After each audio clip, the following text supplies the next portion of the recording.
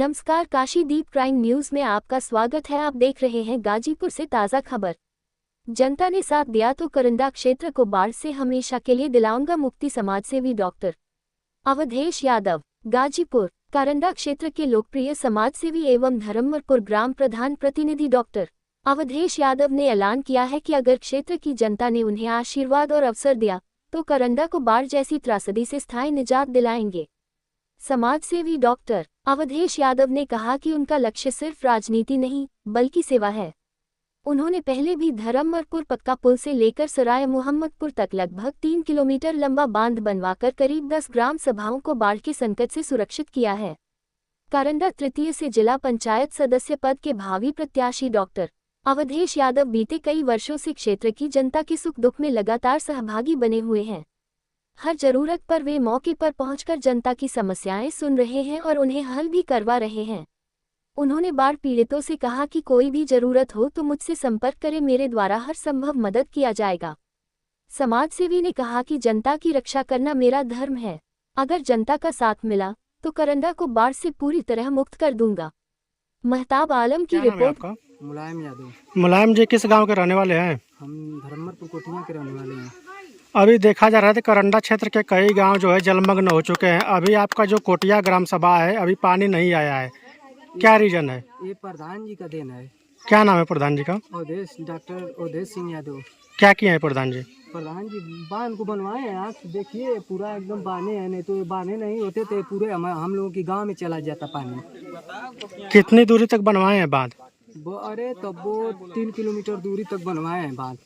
कितने कितने ग्राम सभा अभी तक सुरक्षित बचे हैं इधर के? इधर के कम से कम 10-12 गाँव। हाँ 5 ग्राम सभा है, बाकी सभी लगभग सभी बचे हैं हमारे में। इससे पहले क्या स्थिति थी?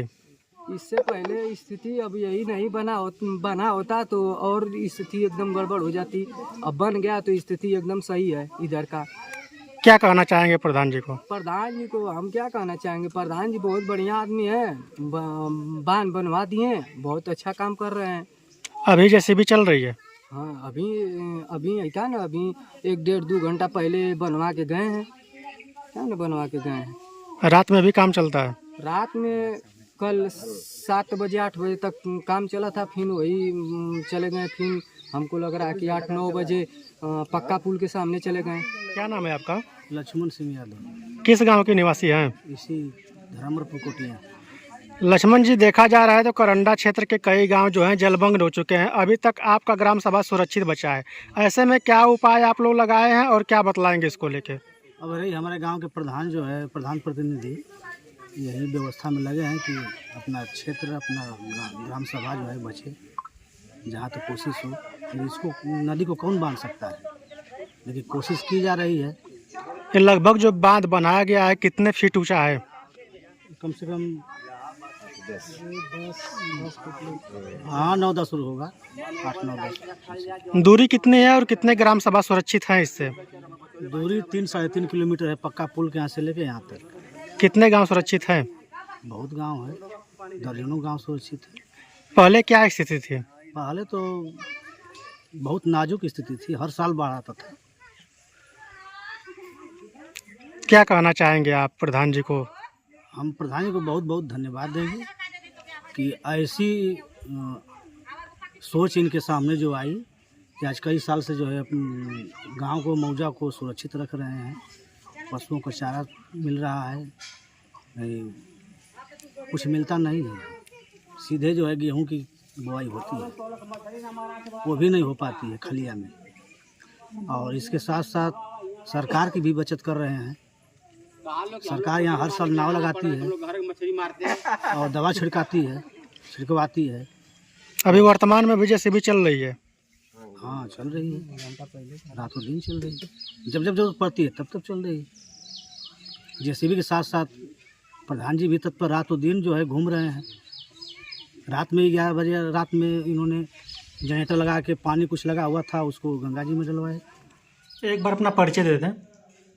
मैं डॉक्टर अवधेश कुमार यादव ग्राम सभा धर्मपुर का मूल निवासी हूँ और इस गांव का मैं प्रधान प्रतिनिधि हूँ।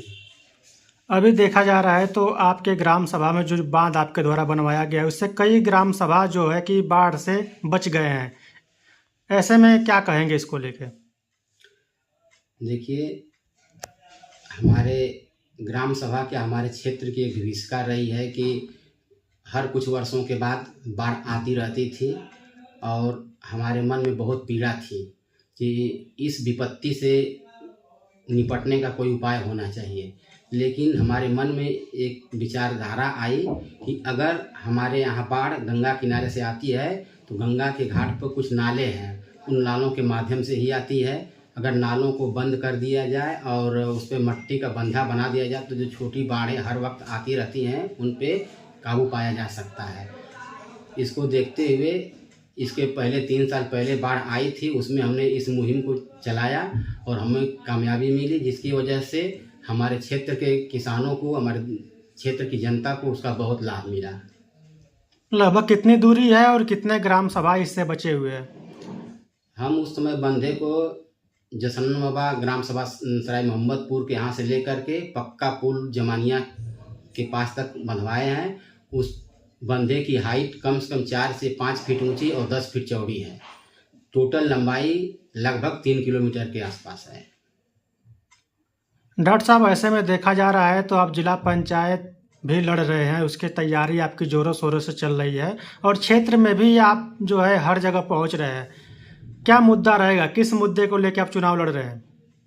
देखिए सर जी, हम एक ग्राम प्रधान प्रतिनिधि होते हुए अगर हमारा मसूबा इतना मजबूत है और हम इतना बड़ा काम कर सकते हैं तो हमारे क्षेत्र की जनता अगर हमें ये जिम्मेदारी सौंपती है तो हम जनता से वादा करते हैं कि ऐसा बंधा हम सराय मोहम्मदपुर से लेकर के गद्दोगाड़ा महबलपुर तक बनवाने का कार्य करेंगे।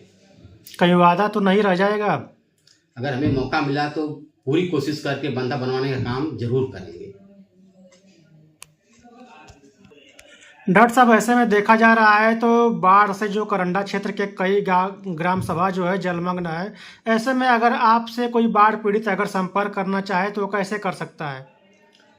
क्योंकि हम यहाँ के मूल निवासी हैं धरमपुर के, वो व्यक्तिगत आकर के मिल सकता है। हमारा एक नंबर है, उस नंबर पर कांटेक्ट कर करके वो हमसे कोई भी सहायता चाहे तो हम उसकी सहायता करने के लिए तैयार हैं। अपना नंबर कृपया बता दें। 94 51 96 38 24 ये मेरा नंबर है। हमारे क्षेत्र का कोई भी बाढ़ पीड़ित व्यक्ति जो हर संभव सहायता मेरे द्वारा दी जा सकती है वो मुझसे ले सकता है। लोगों से आप क्या अपील करना चाहेंगे इस जो भयावह स्थिति जो बाढ़ की है?